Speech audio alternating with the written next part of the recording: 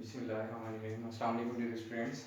जैसे कि हम वुडवार्ड फिशर रूल को डिस्कस कर रहे हैं, तो यूवी विजिबल स्पेक्ट्रोस्कोपी का बेसिक वैल्यूज अब हमने डिस्कस करना है। वुडवार्ड फिशर रूल, अगर ketonic hydroxyl functionalities, different types की फंक्शनैलिटीज़ किसी डाइनिंग सिस्टम में मौजूद हैं तो उनकी वैल्यूज़ क्या होंगी। ठीक है, तो प्रीवियस लेक्चर्स में हमने सिंपली डाइनिंग्स को डिस्कस किया था, अल्कोहलिक को, कीटोनिक को, एल्डिहाइडिक को डिस्कस नहीं किया था। तो इनके अकॉर्डिंग जब एल्डिहाइडिक, कीटोनिक या अल्कोहलिक होगा तो उसमें जो है अल्काइल रेजिड्यूज की वैल्यू भी वेरी करेगी और रिंग्स की भी वैल्यू वेरी करेंगी। इसके बारे में हम डिस्कस करते हैं। Basic values for acyclic and 6 member cyclic ketones. Acyclic या 6 मेंबर साइक्लिक कीटोन होंगे, दोनों उनके लिए जो बेसिक वैल्यू होगी 215 नैनोमीटर है। 5 मेंबर साइक्लिक कीटोन होगा तो उसके लिए 202। अगर 6 मेंबर है, 6 मेंबर लाइक बेंजीन, अगर 6 मेंबर है तो उसके लिए 215। ठीक है, ये 6 मेंबर कीटोन।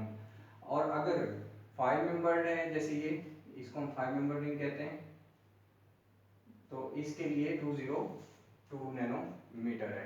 तो ये 5 मेंबर रिंग है, अगर कीटोनिक फंक्शनैलिटी होगी तो ये कीटोन बन जाएगा। उसके बाद है एल्डिहाइड, 207 नैनोमीटर है। कार्बोक्सिलिक एसिड और एस्टर्स के लिए 195 नैनोमीटर है।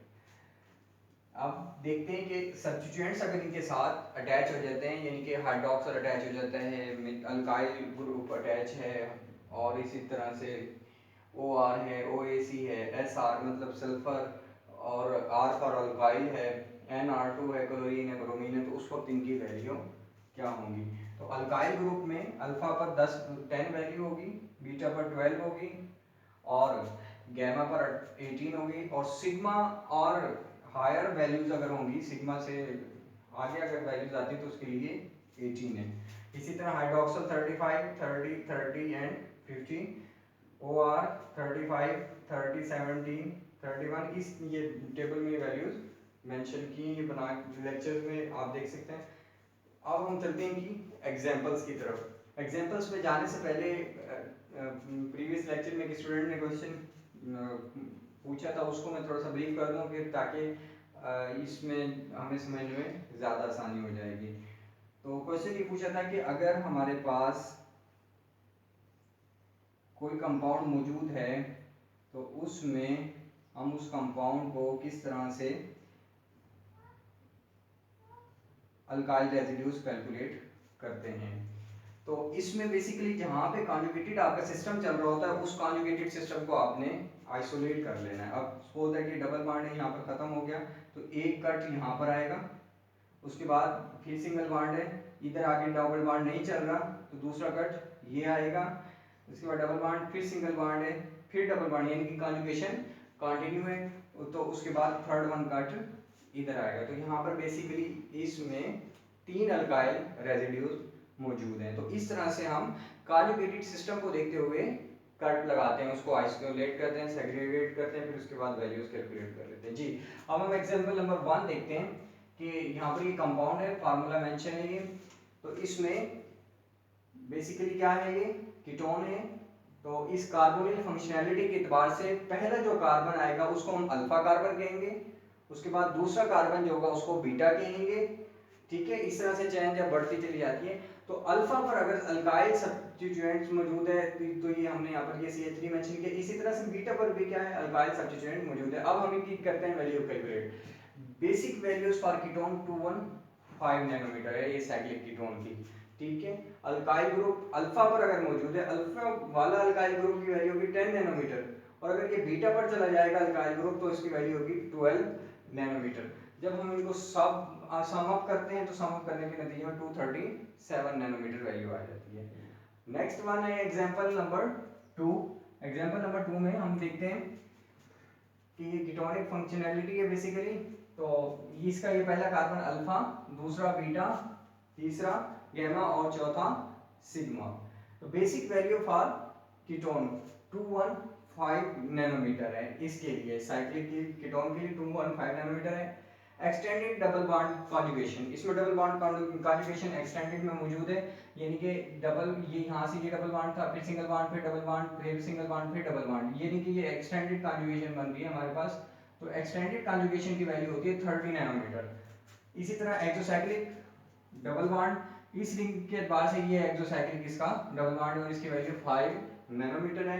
अल्काइल सब्स्टिट्यूएंट बीटा पर जो है अल्काइल सब्स्टिट्यूएंट, अब यहाँ पर देखते हैं कि हमने इसको किस तरह से सेग्रीगेट करना है।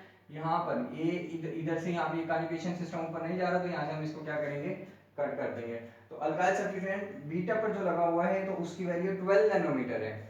और इसी तरह से बीटा के बाद आ जाता है, ये देखें अल्फा, बीटा और गैमा, गैमा पर वैल्यू आ जाएगी इसकी 18 नैनोमीटर, ठीक है, जैसे कि हमने यहाँ पर मेंशन किया हुआ है, ये 18 नैनोमीटर है।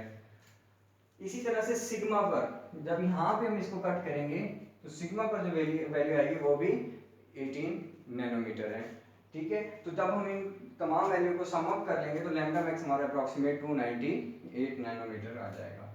अब हम चलते हैं थर्ड वन एग्जांपल पर।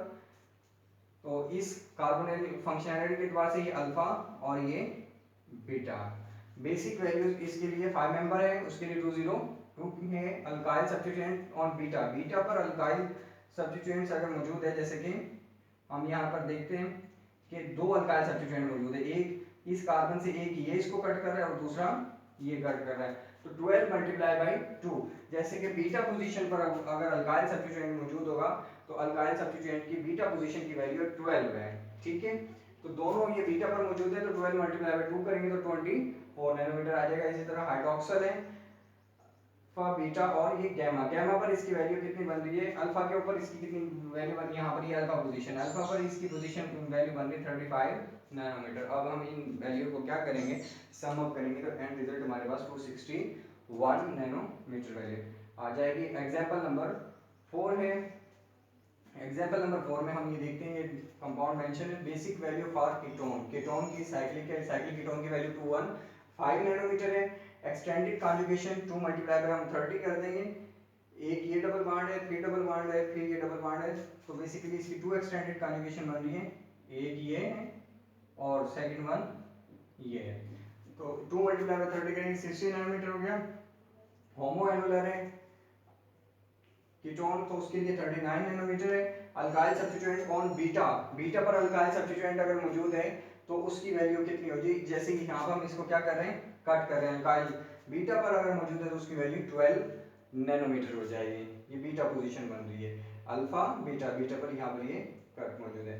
तो 3 हायर सब्स्टिट्यूएंट, अब ये 3 हायर सब्स्टिट्यूएंट से क्या मुराद है कि अल्फा, बीटा, गैमा और सिग्मा, इसके बाद जो वैल्यू स्टार्ट होगी कॉन्जुगेशन का अगर सिस्टम स्टार्ट होगा तो उसको हम क्या कहते होते हैं, हायर वैल्यू कहलाती है।